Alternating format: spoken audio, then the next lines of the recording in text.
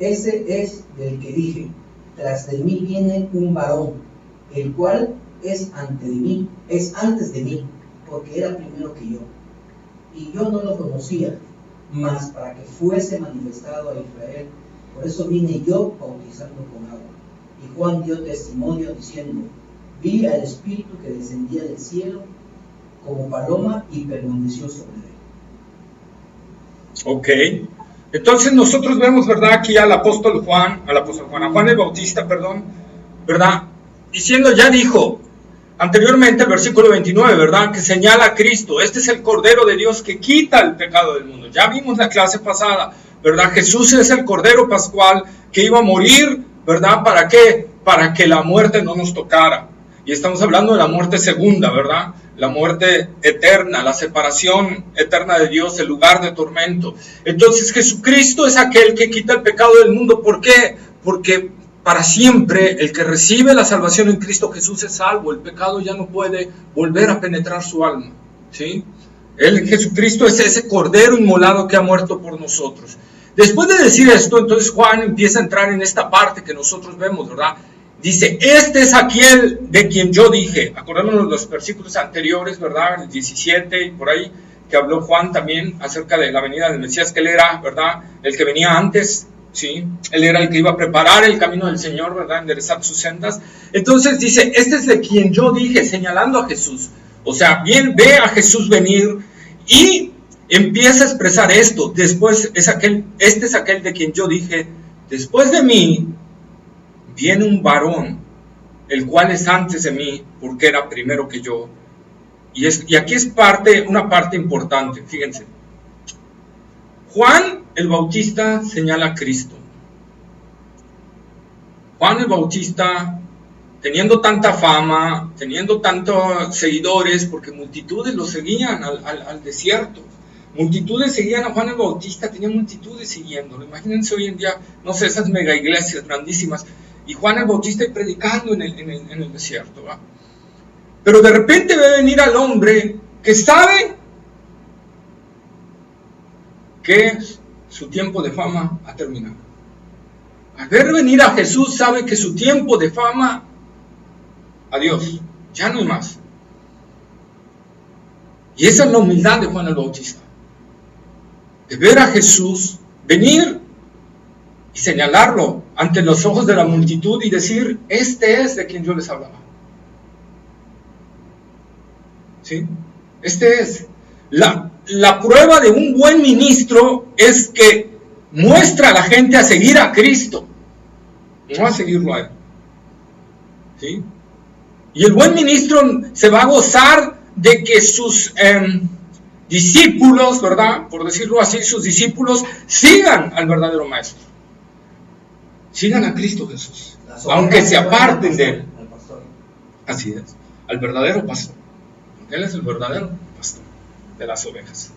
Entonces, esa es una muestra del liderazgo real que debe de haber en una iglesia, de gozarme cuando un hermano o una hermana se separa para servir al Señor. Entonces, esa es la parte que están siguiendo al Señor. Yo no debo de sentir feo, en cambio debo de sentir una alegría. Y dice Juan, después de mí. Esta es una parte importante. Juan dice después de mí. Juan sabía que al presentarse Cristo, su ministerio acababa, y no solo su ministerio, iba a acabar también su vida. Eso lo sabía Juan. Juan sabía que su vida iba a acabar después de que viniera y se presentara el Cordero de Dios, que se presentara Jesucristo. Por eso dice después de mí. O sea, después de que yo sea quitado, Él se va a levantar. Este es ese varón. Después de mí viene un varón, el cual es antes de mí, porque era primero que yo. Ahí está hablando de qué. ¿Cómo Jesús podía ser antes de Él? Si Jesús fue 6 meses concebido después que Juan. Primero nació Juan, ¿sí? Juan, de una manera milagrosa también, ¿verdad? Por anuncio del ángel, nace, pero Marta, la madre de Juan, es fecundada 6 meses antes que María. Entonces, ¿cómo Juan puede decir el que es antes de mí porque era primero que yo?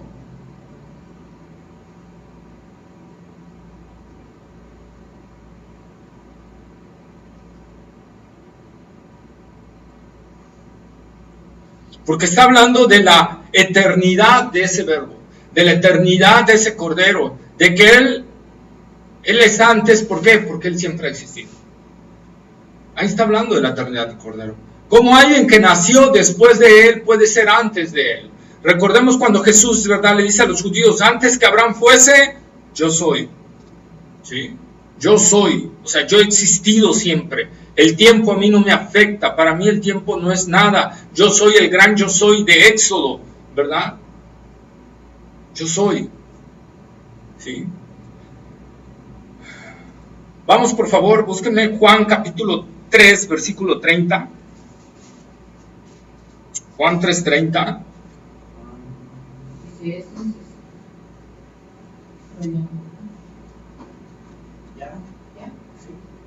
Juan 3:30 dice, es necesario que Él crezca, pero que yo mengue. Ahí está, ¿verdad? Es necesario que Él crezca, pero que yo mengue. Después de mí. Él se va a manifestar después de mí. Y aquí lo que está diciendo Juan es algo que nosotros podemos aplicar a nuestra vida. Una vida cada vez de crecimiento en Cristo es una vida cada vez donde el yo mengua en nuestra vida más y más.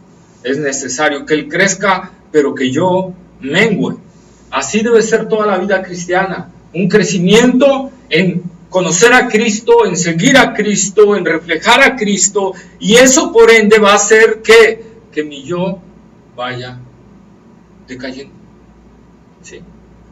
Recordemos lo que dijo el Señor Jesús, Pablo, Gálatas 2:20, por favor.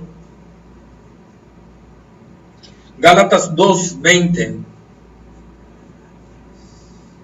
¿Es Nuevo Testamento? Sí.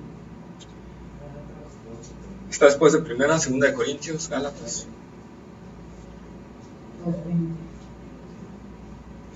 Con Cristo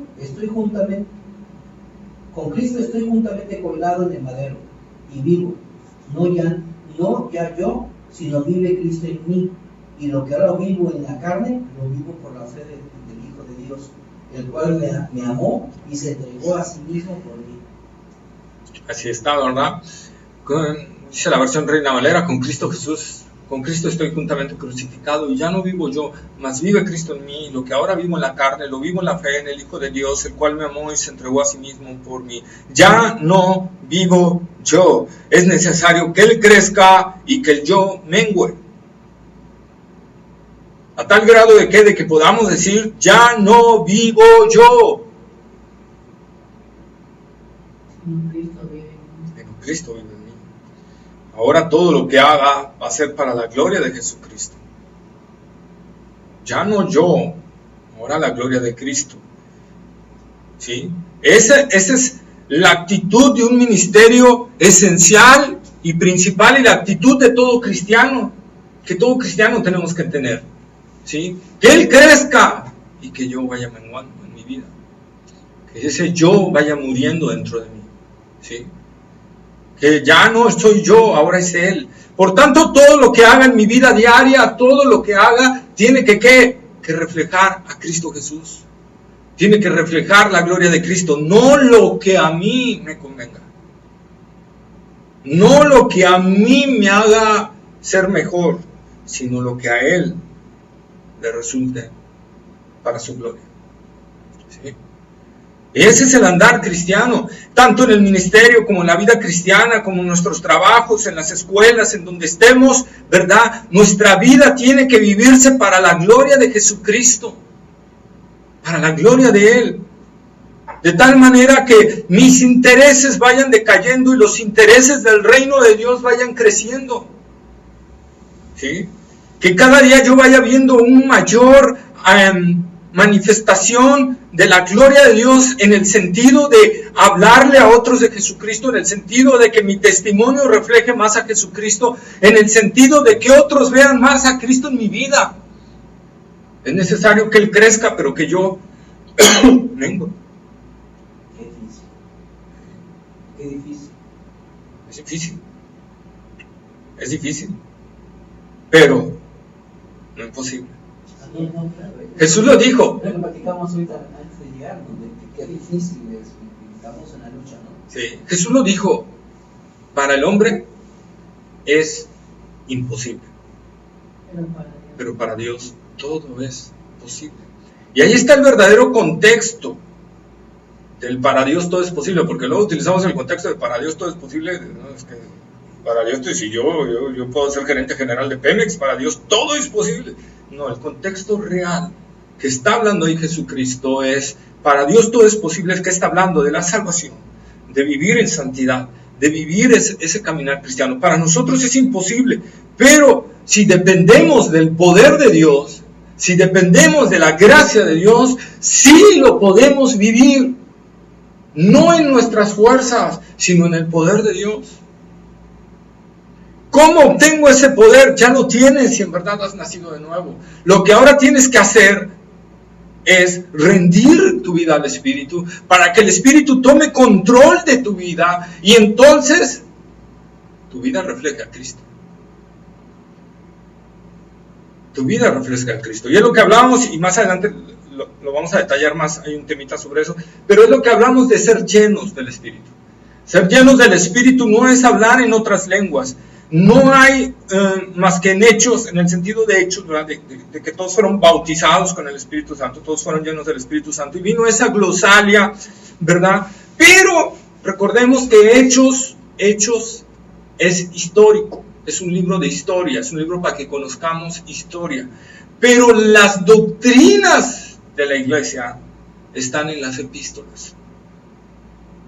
Entonces, si el ser lleno del Espíritu Santo implicara el hablar en lenguas, estaría expuesto en las epístolas como una doctrina, como la doctrina de la justificación, como la doctrina de la salvación por gracia, como la doctrina, ¿verdad?, de la glorificación, del arrebatamiento, de la segunda venida del Señor, y todas las doctrinas que están contenidas de la iglesia están contenidas en las epístolas. ¿Sí? Por eso Jesús dijo que el fundamento de la iglesia está sobre las enseñanzas de los apóstoles y profetas. En sentido de profetas habla de los del Antiguo Testamento, o sea, del Antiguo y del Nuevo Testamento. Profetas antiguo, apóstoles nuevo. Sobre la enseñanza de eso, del Antiguo y del Nuevo Testamento, es sobre lo que está fundamentada la iglesia. Por lo tanto, yo no hallo en las epístolas una cita donde hable que el ser lleno del Espíritu Santo implica hablar en otras lenguas. Lo que sí puedo ver, es que una vida rendida al Espíritu Santo, como habla en Gálatas, que las obras de la carne, ¿qué son? Inmundicia, lascivia, lujuria, ¿verdad?, mentiras, enemistades, pleitos, celos, etcétera, etcétera, etcétera. Pero el fruto del Espíritu, ¿qué es? Amor, gozo, paz, paciencia, benignidad, bondad, fe, mansedumbre y templanza. ¿Sí? Y estos dos están batallando entre sí. ¿Quién? La carne y el Espíritu. Por lo tanto, cuando tu vida está llena del Espíritu, ¿qué va a reflejar? ¿Hablar en lenguas? No, va a reflejar el fruto del Espíritu. Eso es la vida llena del Espíritu, donde tú reflejas el fruto del Espíritu Santo. ¿Sí? Tú estás combatiendo contra la carne. ¿De qué estás lleno? ¿De la carne? Vas a reflejar las obras de la carne. Si estás lleno del Espíritu, vas a reflejar el fruto del Espíritu. Y si vemos en el fruto del Espíritu, no hay glosalia, no hay otras lenguas. El fruto del Espíritu es amor, es gozo, es paz. Un gozo que en medio de la tormenta estás alegre, un gozo que en medio del sufrimiento estás gozoso, una paz que en medio de las tribulaciones, de las persecuciones y de las angustias, tu alma está tranquila, en quietud, una fe, creyendo en las palabras del Señor por sobre cualquier cosa, ¿verdad? Dominio propio, paciencia, longanimidad, ¿verdad? No reaccionar ante el evento. Paciencia es que yo estoy tranquilo mientras estoy viendo toda la tormenta, cómo está, y estoy esperando el final. Y longanimidad es que tú no vas a reaccionar en ese momento, ¿verdad? Entonces, nosotros estamos viendo esa parte es la vida llena del Espíritu Santo. No es, si ustedes ven, no es el hablar en lenguas. Entonces, la vida llena del Espíritu es una vida que hace que Cristo sea más reflejado en nosotros. Entre más llenos del Espíritu estés, más reflejando a Cristo estás. Cristo está siendo glorificado más en tu vida porque el Espíritu Santo, ¿qué hace el Espíritu Santo? Da testimonio de Jesucristo. Y si tú estás lleno del Espíritu Santo, ¿qué vas a hacer? Vas a dar testimonio del Espíritu Santo. ¿Sí? Ahora, si nosotros leemos también, porque no solo en Hechos, en Hechos hay dos sucesos donde se asume la llenura del Espíritu Santo directo o sea, no se asume, sino como un segundo acto de la llenura del Espíritu Santo. Dice que la gente comenzó a hablar en otras lenguas. No me voy a meter ahorita a enseñar eso, a ver si lo vamos a hacer un ratito. Pero el punto que quiero ver que los otros dos hechos del derramamiento del Espíritu Santo no habla de hablar en lenguas. La Escritura nada más dice que recibieron el Espíritu Santo. Es más, el último suceso, que es en Éfeso, Pablo impone las manos, y en Samaria los apóstoles Pedro y Juan también tienen que imponer las manos. Ya no es por como fue en Pentecostés y como fue en la casa de Cornelio. Ahora tiene que ser, ¿cómo? Diferente, por imposición de manos. Entonces vamos viendo cómo Dios fue cambiando poco a poco eso. ¿Por qué? Porque había un fin. En primer lugar, en Pentecostés, cuando es derramado el Espíritu Santo y la gente empieza a hablar en otras lenguas, dice la palabra, y claramente Juan dice, esto es lo que habló el profeta Isaías. O sea, eso era porque había una profecía que tenía que cumplirse. ¿Sí? Es el cumplimiento de esa profecía. Y era el iniciar de la iglesia. Y Dios, de una manera sobrenatural, dota a los demás para que hablen en lenguas. Pero ojo, los que estaban allí, que se acercaron para oír, decían, ¿qué dicen estos? No le entendemos nada. ¿Decían eso? ¿Qué decían? Dicen que les oían, que hablaban de las maravillas de Dios en su propio idioma.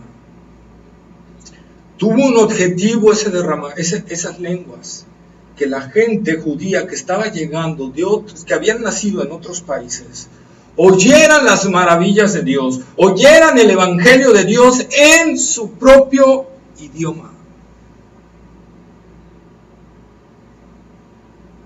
A este pueblo hablaré en otras lenguas. Es una profecía también del Antiguo Testamento. Y ahí se cumple. Dios les habló en otras lenguas. Luego viene el derramar del Espíritu Santo en los gentiles, en Samaria, perdón. Pero en Samaria ya no hay ese boom, sino ahora es Pedro y Juan imponiendo manos, ¿verdad? Los apóstoles imponiendo manos y que la gente empieza a recibir el Espíritu. Después de ahí viene los gentiles, ¿sí? Los gentiles. Y ahí sí, vuelve a caer y vuelven a hablar en lenguas. ¿Pero por qué? Yo tengo que ver el por qué.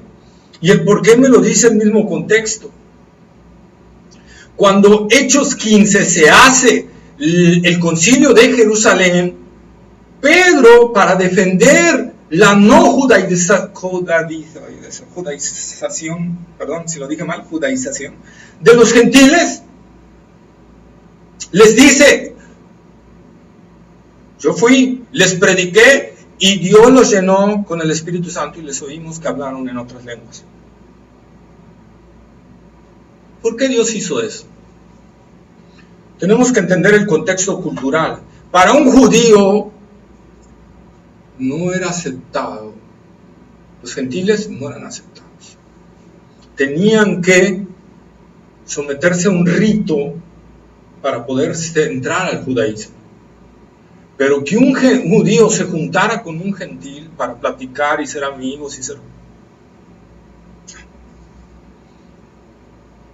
Por eso Dios le tuvo que hablar a Pedro de una manera especial y le tuvo que mostrar la visión para que fuera a la casa de Cornelio. Si no, Pedro no hubiera ido, aun siendo apóstol y siervo de Jesucristo. Pedro no hubiera ido si Jesús no le muestra esa visión del lienzo que baja y que le dice: Pedro, mata y come. ¿Y qué dice Pedro? No, Señor. ¿Por qué? Porque eran puros animales inmundos del Antiguo Testamento. Pedro dice: yo no voy a comer nada inmundo en comido en mi vida, Señor. ¿Cómo voy a comer yo eso? Tú no llames inmundo a lo que yo he santificado. Y después de ver esa visión, vienen los enviados de Cornelio a invitar a Pedro para que les vaya y les predique el Evangelio. Pero imagínense aún con todo eso, Pedro siendo resistente a esa verdad. Hasta que llega, les predica y ¡puf! Y dice: caray. ¿No? Entonces, en verdad, Dios ha aceptado a los gentiles. ¿Por qué? Porque pasó lo mismo. Pero en Samaria no pasó así, pasó diferente. Y en Éfeso no pasó así con Pablo, pasó diferente. Entonces nosotros tenemos que ver el contexto de por qué actuó así Dios. Y de ahí no vuelve a haber ese evento de hablar en lenguas. Fue un suceso para el inicio de la iglesia y para hablar a los judíos y para que los judíos se cumpliera la profecía de Joel, se cumpliera la profecía que dice: y hablaré en otras lenguas a este pueblo, y para que los judíos aceptaran, los creyentes judíos aceptaran a los creyentes gentiles. Para poder entender, entonces hablar en lenguas en ese momento era hablar el idioma para que pudiesen entender los que iban llegando. Para que pudiesen entender con su mismo idioma. Esa es la condición de Dios. Ojo, en la iglesia de Corinto, que es la única iglesia donde vemos el don de lenguas, no, en las otras iglesias no se nombra los dones de lenguas y eso. Ahí dice Pablo que algunos hablaban en lenguas, o sea, que algunos. Pero dice: ojo, y ahí está la restricción. Si alguno habla en lenguas, cerciórese que hay un intérprete que se las va a interpretar. Si no hay intérprete, cállese y hable para sí mismo. Esa es la parte que nosotros tenemos que entender. El don de lenguas, si no hay intérprete, pon un cierre en tu boca y habla para ti mismo. ¿Sí? Por eso que todos empiezan a hablar en lenguas en una iglesia, o que 5, 6 u 8 empiezan a hablar en lenguas en una iglesia, no es... O sea, están desobedeciendo a Dios. Porque Pablo es inspirado por el Espíritu Santo para decir eso. Entonces, si alguien habla en lenguas y lo va a hacer en la iglesia, dice Pablo, que hay intérprete. Porque los que están alrededor tienen que saber lo que se está diciendo. Y si no hay intérprete, cállese. Y si hay alguien más que quiera hablar en lenguas, pues hablen por orden, pero que haya intérprete. Es lo que les digo. Al igual ahí en Pentecostés, pero había gente que entendía lo que estaban diciendo. Y ahí estaba la razón de ser. ¿Sí? Entonces, poco a poco, y lo podríamos decir en Hebreos capítulo 2, no traigo bien la cita ahí, pero Hebreos capítulo 2, a ver, búsquenlo, Hebreos capítulo 2, creo que es el versículo 3 o 4, porque no traía eso, pero creo que es el capítulo 2, versículos 3, 4, por ahí digo. Hebreos está después de capítulo 2 versículos, a ver, desde el 3, que creo que es 3 o 4, por ahí. El 3 está, es cómo escaparemos nosotros si tuviéramos un poco de salud también, la cual, habiendo comenzado a ser complicado por el Señor, así confirmada hasta nosotros por lo que volvieron a él. Ese es, ¿sí? Ese es. Con señales, milagros. Señales, milagros y diversas maravillas, con dones del Espíritu Santo, repartiéndolos según su voluntad. Ahí está. Entonces, ojo, fíjense cómo dice el escritor de Hebreos. Dice, ¿cómo escaparemos nosotros si descuidamos una salvación tan grande? ¿Verdad?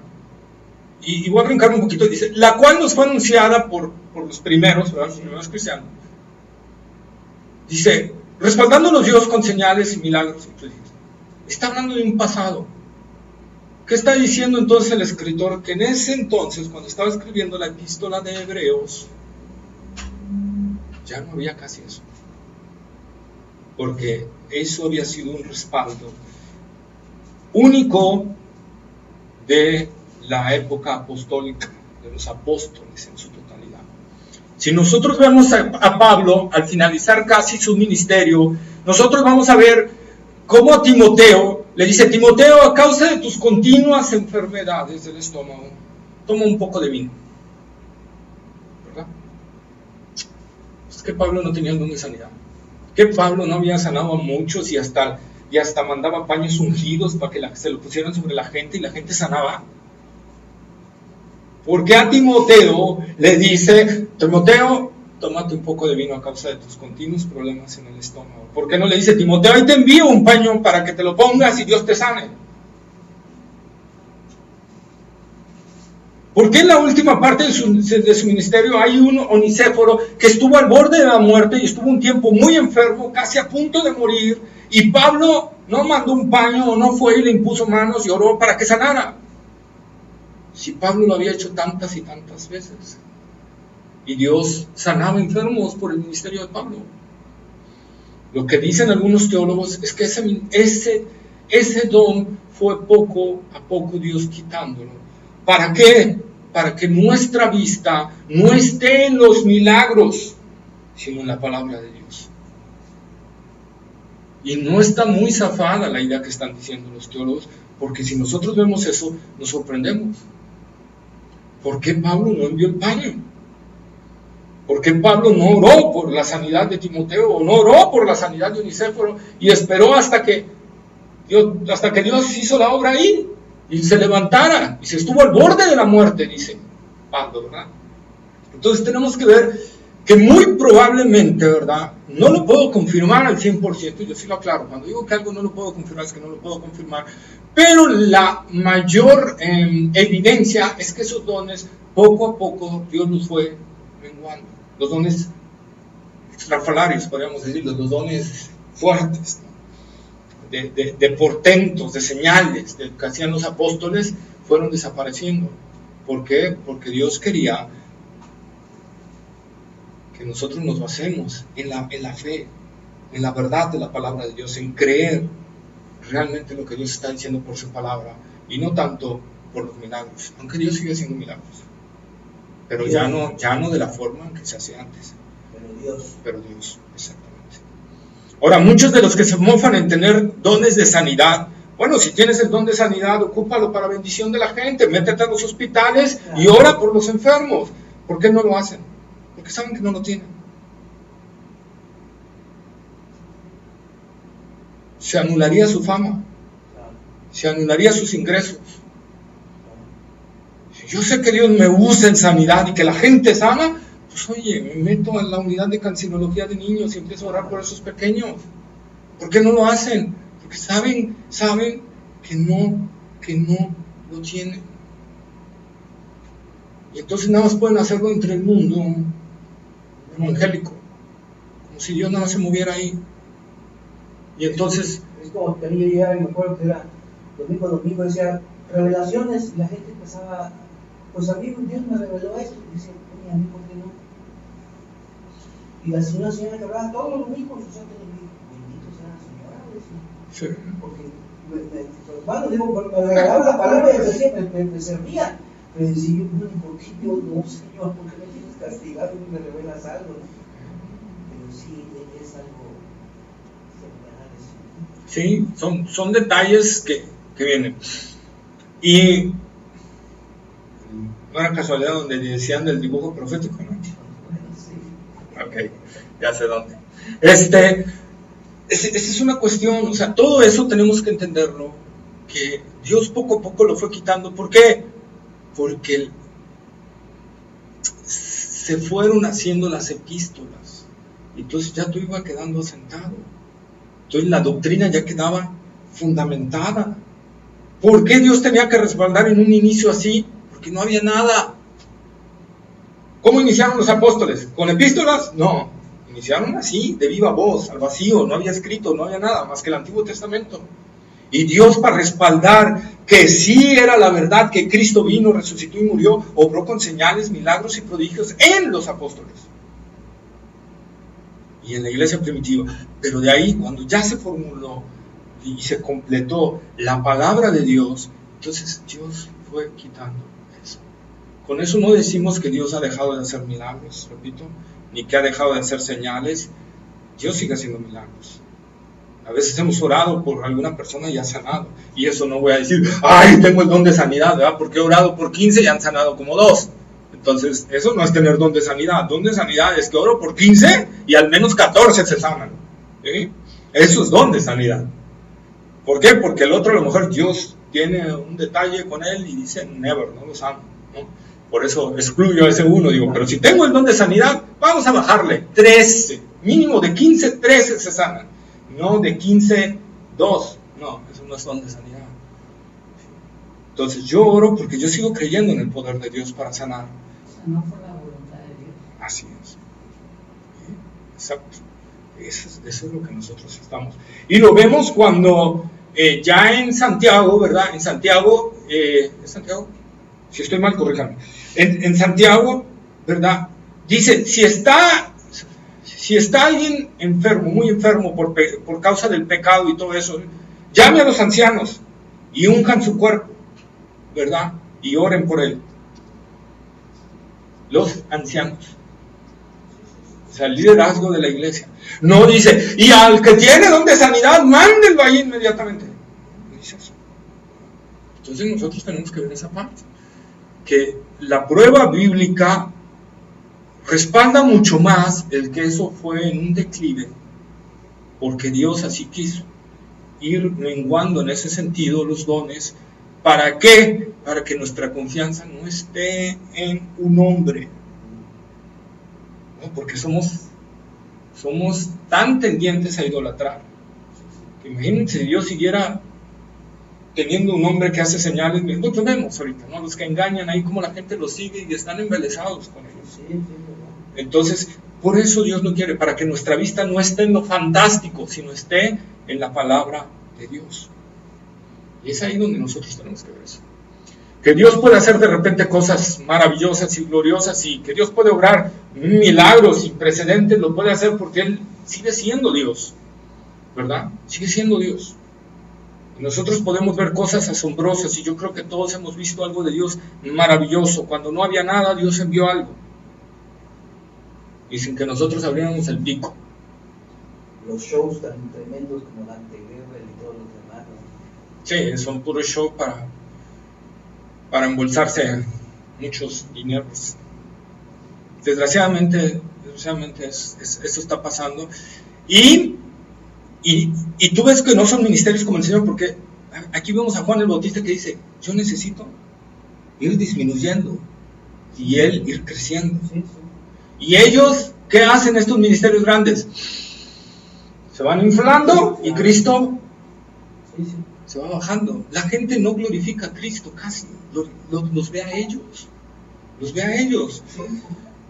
Yo les digo algo interesante y bastante importante, por ejemplo, y sé que como me están siguiendo muchos en internet, a lo mejor me dejan de seguir, pero bueno, no importa.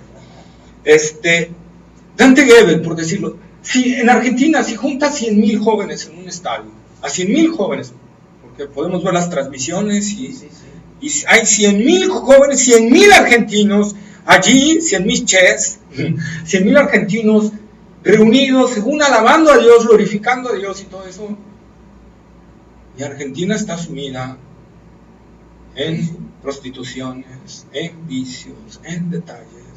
Entonces, ¿y esos 100,000 jóvenes qué? Wow, si el Señor con 12 impactaba el mundo, con 100,000 son puros shows emotivos que alzan nuestras emociones y levantan nuestras emociones, Y es todo lo que hacen. Y te hacen salir mentalmente motivadísimo, espiritualmente bien tronado. Porque no te hace entender que el motivo de seguir a Cristo no es que tú te sientas bien, sino es que Él es digno de ser servido y me ha dado una salvación tan grande que yo no tengo con qué pagar. Esa es la verdad del hombre. Por eso es que Él crezca y yo tengo que, mi yo tiene que ir desapareciendo. Esa es una vida llena. Un hombre lleno del Espíritu Santo, Juan el Bautista. Vamos, ya, un ejemplo. Un hombre lleno de Juan el Bautista. ¿Cuántas veces Juan el Bautista habló en lenguas? Ninguna vez.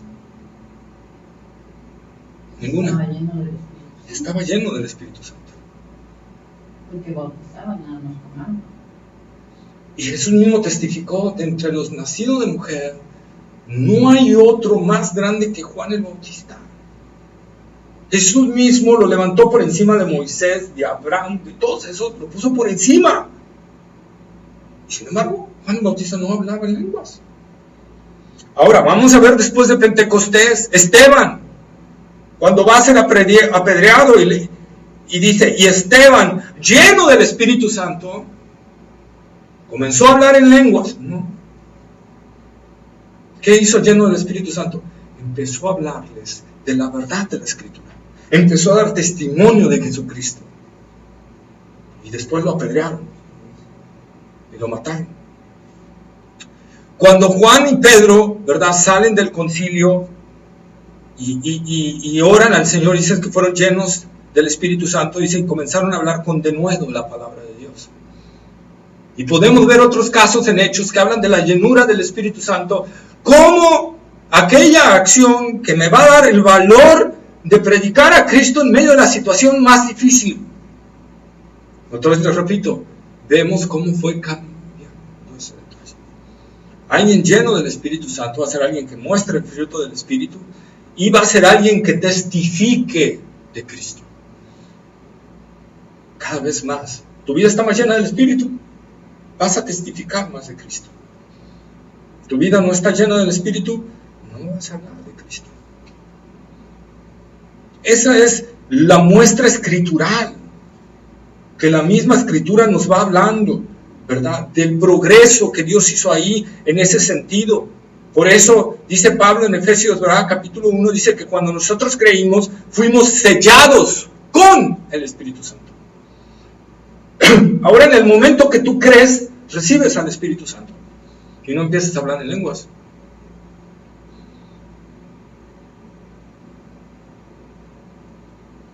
¿Qué pasó? Es que después recibes el poder. Yo no sabía que el Espíritu Santo se separaba de su poder y primero entraba el Espíritu Santo y luego le decía a su poder, ¡hey, entra! ¿Verdad que no? El poder es inseparable de Dios porque está en el ser de Dios. Entonces, si el Espíritu Santo está en mí, el poder de Dios está en mí. Para vivir la vida cristiana, para reflejar a Cristo. Por eso Pablo dice, porque no nos ha dado Dios espíritu de cobardía, sino de poder, de amor y dominio propio. ¿Sí? Entonces, esa es la cuestión. Por eso es lo que les digo, la evidencia real, sacar un texto así nada más, sin analizar todo el contexto de la Escritura, todo, desde Génesis hasta Apocalipsis, viendo todo el contexto escritural, me va a hacer sacar una doctrina errónea. Como los que dicen, no, es que Pentecostés cayó y hablaron en lenguas, entonces todo el que es lleno del Espíritu tiene que hablar en lenguas, y el que no habla en lenguas está mal. Hay un pecado, o hay algo que está mal, eso es no conocer la Escritura. Eso no es conocer la Escritura.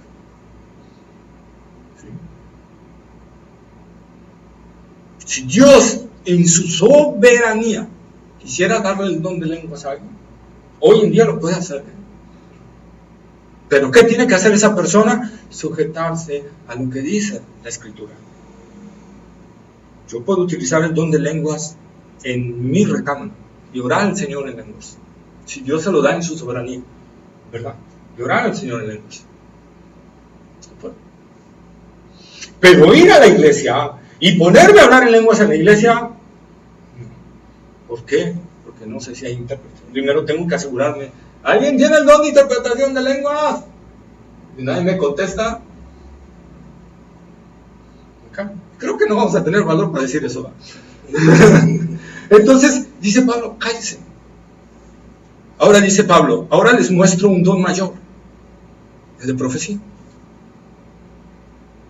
¿Y qué pasó a ser la profecía? La profecía ya no es como en el Antiguo Testamento, y como inicios de la iglesia también tenemos que ver el avance que fue en lo de la iglesia, y por eso es importante, les repito, analizar. En el Antiguo, ¿cómo era la profecía? El profeta caía en un éxtasis, y entonces Dios le hablaba por medio de ese éxtasis, ¿sí? En el Nuevo Testamento vamos a ver algunos casos así, pero posteriormente Dios transformó la profecía en la enseñanza de la palabra de Dios. Por lo tanto, cuando en este caso que estoy yo enseñando la palabra de Dios, estoy profetizando, porque estoy hablando lo que Dios tiene para nosotros, y me incluyo, lo que Dios tiene para nosotros, ¿sí? Por eso Pedro dice en su carta, ¿verdad?, que antes, como antes hubo entre el pueblo de Dios falsos profetas, hoy en la iglesia hay falsos maestros. Véanse que compara en el Antiguo Testamento falsos profetas, en el Nuevo Testamento falsos maestros, no falsos profetas. Entonces no es lo que nosotros tenemos que ver, porque el ministerio profético, como profeta, así ministerio, ¿hasta dónde llegó? Hasta Juan, y se acabó.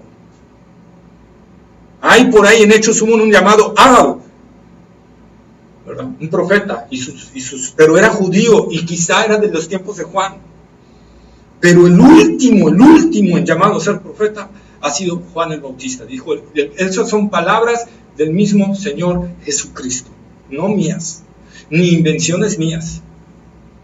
Entonces, nosotros podemos ver eso. ¿Y ahora qué pasó? Pues ahora el que enseña y predica la palabra de Dios es como si fuera el profeta. Nada más que ahora ese se tiene que sujetar ¿a qué?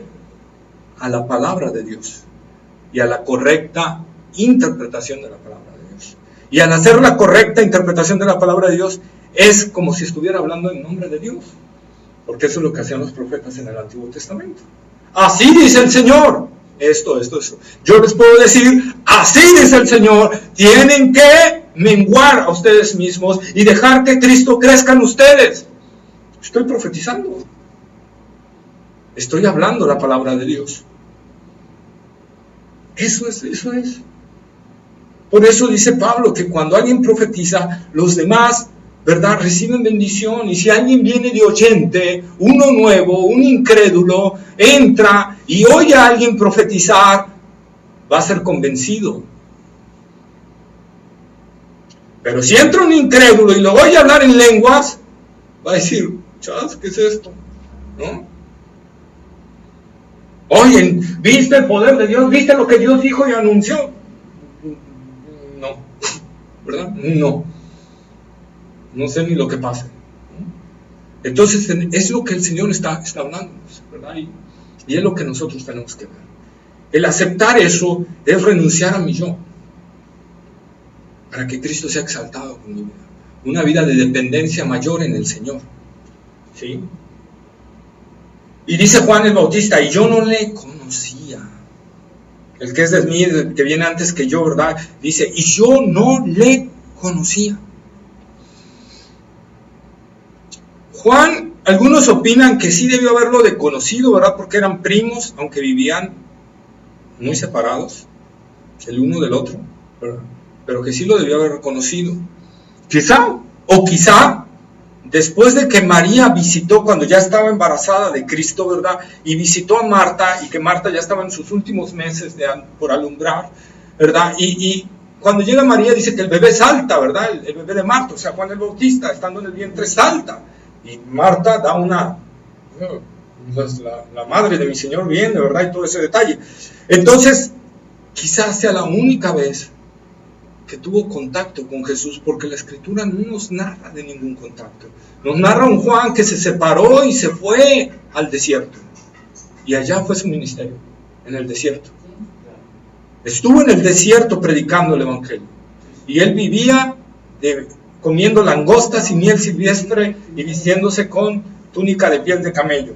Y hasta ahí nada más. Entonces quizá Juan, por eso no le conocía. Era su primo, sí, pero es como un primo que se va a vivir a los Estados Unidos o a Canadá o Europa y tengo 20 años de no verlo y de repente llega y me dice, primo. Y yo, ¿quién eres? ¿No? Entonces por eso Juan dice, yo no le conocía. Yo creo que es la más correcta interpretación, pero no descarto las otras porque no hay un flujo, no hay algo histórico que nos lo confirme, ¿ok?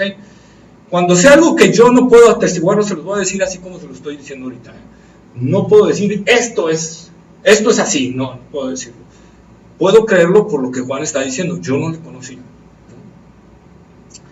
Pero lógicamente cuando Jesús viene a él, ¿verdad? Para ser bautizado, Juan, lleno del Espíritu, siente como esa cosita que le decimos, ¿verdad? Ay, quizá este es, porque algo me lo dice. Y por eso Juan dice, yo no le conocía, pero el que me envió, ¿cómo dice? Más para que fuese manifestado a Israel, dice, por esto vine yo bautizando con agua. ¿Sí? Esa parte es importante porque después la vamos a ligar con otro versículo. ¿Ok? Luego, ¿qué dice el versículo 31, por favor? 31 de Juan, capítulo. Ajá. Era el capítulo 3, ¿no? No, del 1. Capítulo 1, versículo 31 y 32. 31, dice,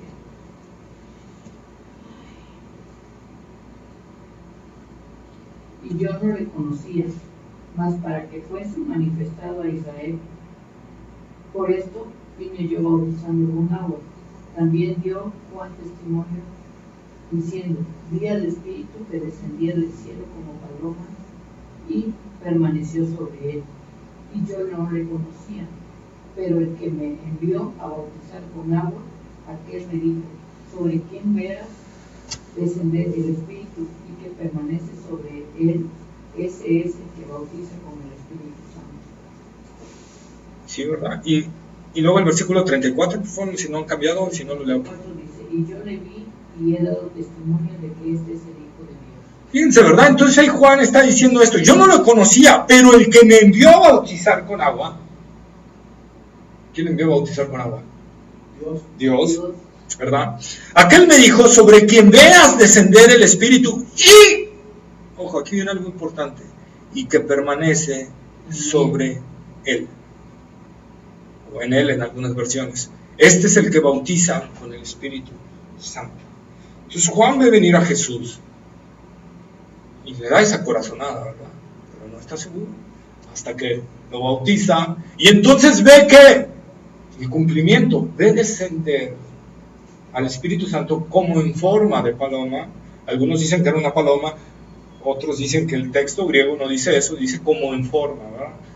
Sea paloma o sea de otra forma, bueno, algo descendió sobre Cristo y permaneció un tiempo sobre él. ¿Sí? Y aquí es algo importante, ¿por qué? Porque el Espíritu Santo no había permanecido sobre ninguna persona del Antiguo Testamento. Nadie del Antiguo Testamento tuvo la bendición que nosotros tenemos hoy en día de que el Espíritu Santo permanece en nosotros. En el Antiguo Testamento, el Espíritu Santo venía y se iba. Cuando algún profeta profetizaba, ustedes van a ver, léanlo en los libros de los profetas, dice, y vino el Espíritu Santo sobre mí y profeticé. Sansón, Y vino el Espíritu Santo y agarró las puertas y las rompió, y después se iba el Espíritu Santo y Sansón era un simple mortal. ¿Dónde estaba la fuerza de Sansón? Cuando el Espíritu Santo venía sobre él. Sansón naturalmente era un hombre como nosotros. No era así a veces como nos lo ponen las caricaturas, todo así bien, un Mr. Muscle, así, ¿no? No, era un hombre como nosotros, común y corriente. La diferencia que era que el Espíritu Santo venía y le daba esa fuerza sobrenatural. Era la única diferencia. Pero así pasaba. Entonces, de todo en el Antiguo Testamento, cuando iba a ser utilizado para algo, venía el Espíritu Santo, cumplía esa función y se iba. Y se separaba de él. Entonces, nadie tenía la permanencia.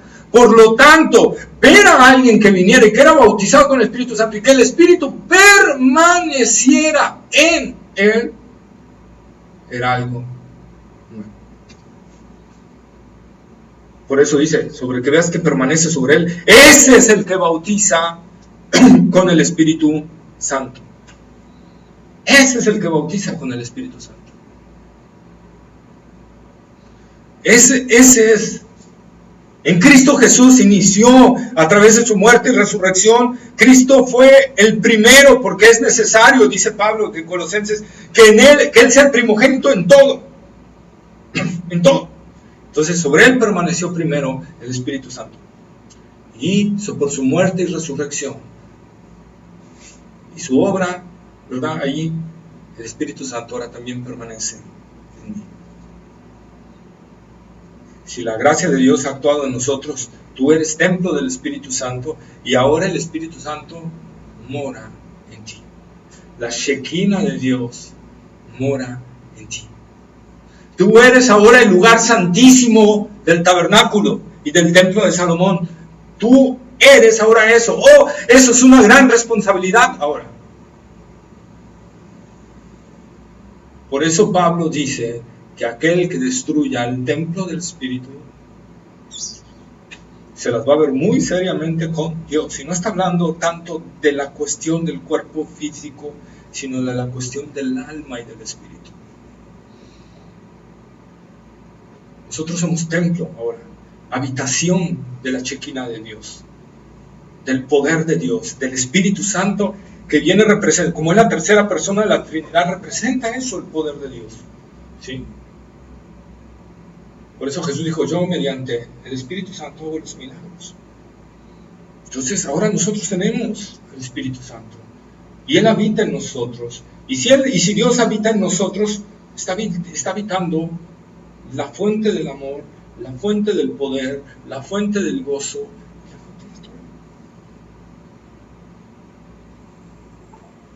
¿Qué impide que yo pueda llevar una vida creciente en Cristo?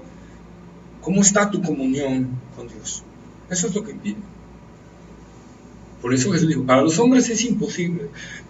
Vivir una vida santa, imposible para ti como hombre. Pero, para Dios, sí es posible que puedas vivir así. Si entiendes que no es por ti, es por Él. Entonces, si uno, mediante la oración y la meditación de la palabra, está uno buscando al Señor en humildad, reconociendo que uno no puede hacer nada, reconociendo que uno no puede hacerse más santo, reconociendo que uno no puede ser más grande ante Dios, sino en cambio, como decía Pablo, recordando lo que el Señor hizo por nosotros. Porque Pablo decía, de los más grandes pecadores, yo el primero. Porque fui perseguidor de la iglesia. 30 años después de su ministerio, Pablo seguía diciendo, fui perseguidor de la iglesia. No merezco ser llamado apóstol, porque perseguía a la iglesia de Cristo. Eso nos habla de que no nos debemos olvidar nunca de dónde nos sacó el Señor y la gracia que ha tenido para con nosotros. Por lo tanto, ese debe ser mi ida en oración y mi humillación. Señor, ¿de dónde me sacaste? No lo merezco, pero permíteme darte gloria. Dame, Señor, ese poder para vencer mis tentaciones, para en mi caminar mostrar a la gente tu amor, tu gracia, tu misericordia y la verdad de Cristo Jesús. Esa comunión con el Señor, esa es la oración. La oración, yo espero que nadie me vaya a acusar de hereje, pero quiero poner la oración como un medio de humillación de nosotros ante Dios, de una dependencia total de Él, donde tú abandonas cualquier cosa que tú puedes hacer y entonces te llegas al único que te puede ayudar, Dios.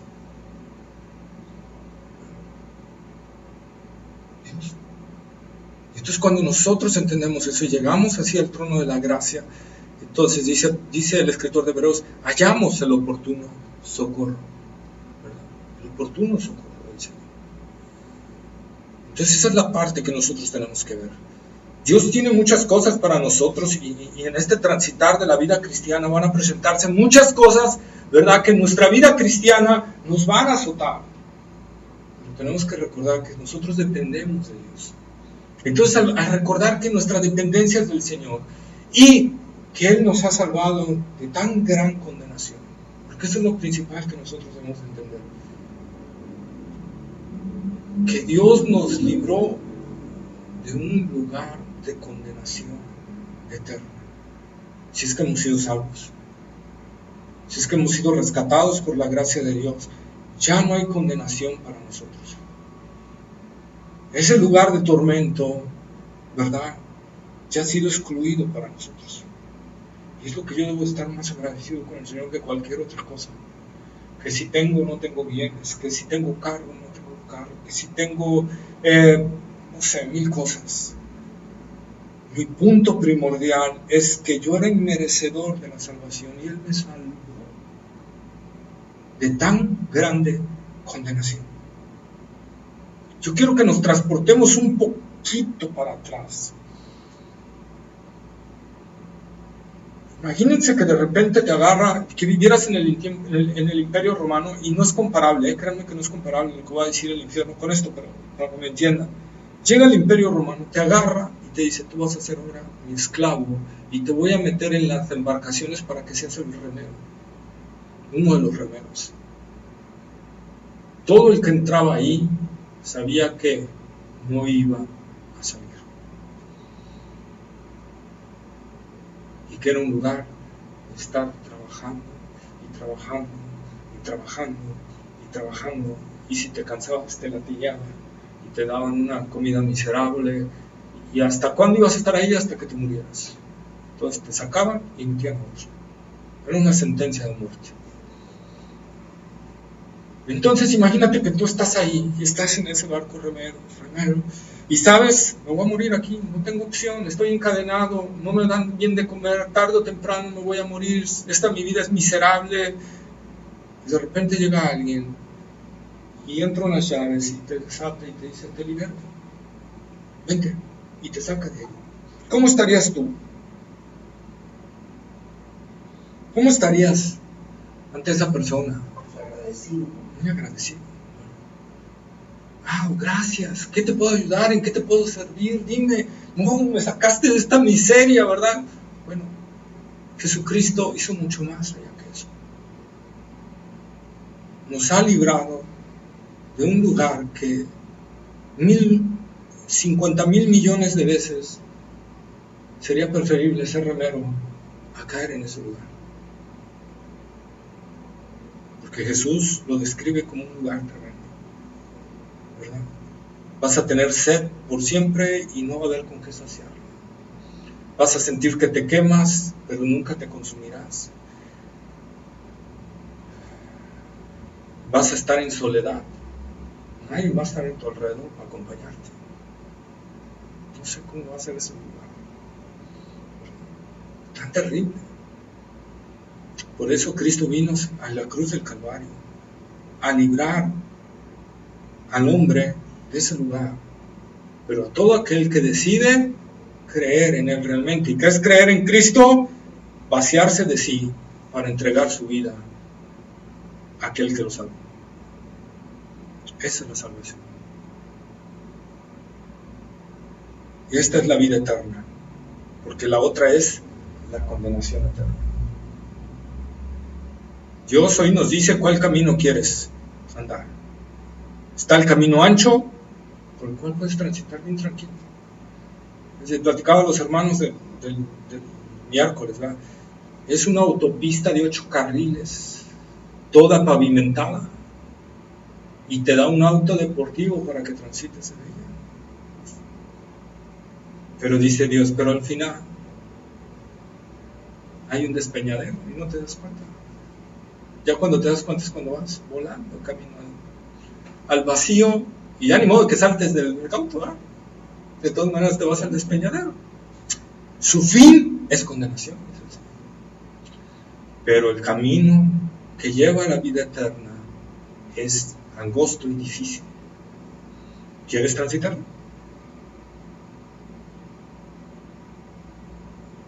Solo hay 2 caminos. No hay 3, no hay 4, no hay 5, solo hay 2. ¿Cuál quieres caminar? ¿En cuál quieres andar? Dios le dice a Israel en el Antiguo Testamento, elijan, les doy a elegir el camino de la vida, el camino de la muerte. Les aconsejo que elijan el de la vida. A veces digo, Señor, yo creo que tú dirías, alguien intelectualmente sano, si tú le pones un veneno y le pones una horchata fría, bien rica, en época de calor, y le dices, mira, este es veneno, y esta es horchata de arroz bien fría, que te va a aliviar, yo te aconsejo que te tomes la horchata, porque este te va a matar. Si estás cuerdo, ¿agarras el veneno? No, ¿verdad? Lo increíble hoy en día es que muchos, o la gran mayoría, o todos, elegimos el veneno. Porque Dios dice, ¿qué quieres? ¿La vida o la muerte? Te aconsejo que elijas la vida. No, Señor, yo la muerte porque quiero llevármela bien tranquilo.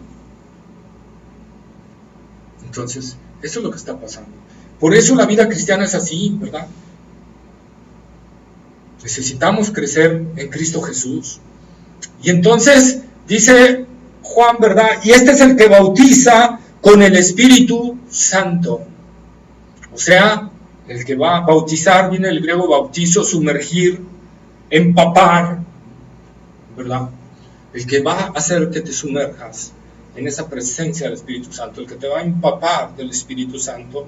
Y hoy en día, ¿verdad? Nosotros podemos decir eso, que hemos sido bautizados, porque hemos creído en Cristo y por lo tanto hemos sido metidos a la presencia de Dios a través del Espíritu Santo. ¿Sí? A través del Espíritu Santo. Y dice Juan, y yo le vi, Juan el Bautista, y he dado testimonio de que este es el Hijo de Dios. Y aquí hay 2 sentidos para el Hijo de Dios. Hijo de Dios podría hablar en un sentido de mesianismo, mesiánico, como el Mesías. Pero por el griego que está aquí, que no es el griego para niños, sino es el griego ius, que habla más de relación, ¿verdad? Entonces está más enfocado que en verdad este era la segunda persona de la Trinidad, el Hijo, el único Hijo de Dios, ¿verdad? Y es lo que Juan está testificando aquí. Y yo le vi y he dado testimonio de que este es el verdadero Hijo de Dios, para que entendamos, ¿no? En ese sentido, ¿sí? ¿Alguna pregunta hasta aquí? Ok. Entonces, a través de Cristo Jesús, Él nos abrió la puerta para que ahora nosotros tengamos acceso y ahora también seamos llamados hijos de Dios. Recordemos Juan 1:12, ¿verdad? Lo suyo vino y los suyos no le recibieron, mas a todos los que recibieron, a los que creen en su nombre, les dio el poder de ser hechos hijos de Dios, ¿verdad? Analicemos esta gran maravilla, hermanos. Dice Juan en su primera carta, mirad cuál amor nos ha dado el Padre para que seamos llamados hijos de Dios, ¿sí? Para que seamos adoptados en la familia de Dios y ser constituidos parte de la familia de Dios, herederos y coherederos juntamente con Cristo Jesús. Y eso es maravilloso. Dios no solo nos libra de la condenación eterna, sino que además nos da la vida eterna y además de eso nos hace herederos y coherederos de todo lo que nos está reservando ya en los cielos, va a ser para nosotros también. Amén. Bueno, vamos a orar, hermanos. Bendito Dios y Padre nuestro, Señor, gracias, amantísimo Dios, por tu palabra, Señor. Gracias, Señor, porque sabemos, Señor, que al exponer tu palabra, Señor, tú estás hablando a nosotros. Tú estás, Señor, llamándonos, Señor, a una vida de cada vez una renuncia mayor a nuestro yo, a nuestra vanagloria, a nuestros deseos, Señor, y depositarnos en ti, confiar en tu benevolencia, en tu misericordia, en tu amor, Señor, en que todo, Señor, lo que tú haces es bueno, agradable y perfecto, Señor. Rendirnos a ti es la mejor opción que tenemos, Señor. Así que, Padre, te pedimos en el nombre de Jesús, que tú, Padre amado, obres en nuestros corazones y podamos nosotros, Señor, rendirnos a ti, rendir nuestro yo, llevarlo a la cruz del Calvario y dejarlo ahí clavado, Señor, para que Cristo sea glorificado en nuestras vidas. Oh Señor, nos has librado de tan grande condenación. Nos has dado vida eterna en Cristo Jesús. Y además, Señor, ahora nos haces parte de tu familia, Señor. Nos haces parte de algo que los ángeles no pueden tener, Señor. Que ser herederos y coherederos juntamente con Cristo. De gozar una paternidad del Dios vivo. De vivir, Señor, sabiendo que el Dios Todopoderoso, el Dios que todo lo sabe, el Dios que todo lo ve, el Dios que está presente en todo lugar, Señor, es nuestro Padre Celestial. El que está al cuidado nuestro y que todas las cosas que nos pasen redundan para nuestro bien, Señor, porque tú eres bueno, Señor, y tú quieres, Señor, que seamos edificados cada día más y crezcamos en Cristo Jesús. Gracias, Padre, por tu obra en nosotros. Gracias por la obra de Cristo en la cruz del Calvario y gracias por la presencia de tu Espíritu Santo en nuestras vidas, Señor. Te pedimos que esta palabra, Señor, germine en nuestros corazones y dé abundante fruto para la gloria de Jesucristo, Señor. Y que ya no seamos cristianos de la secreta, Señor, sino que seamos cristianos públicos, cristianos que confiesen su cristianismo en vivo, Señor. Que no les importa si los aplauden o los apedrean, Señor, pero que Cristo sea glorificado a través de nosotros. Gracias, Padre, en el nombre de Jesús. Te damos toda la gloria. Amén. Amén.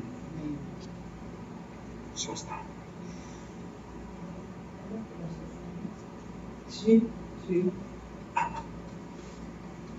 Señor, agradezco la palabra, agradezco que hoy nos conduciste a acercarnos para poder escuchar tu amor. Hoy damos gracias y bendecimos las ofrendas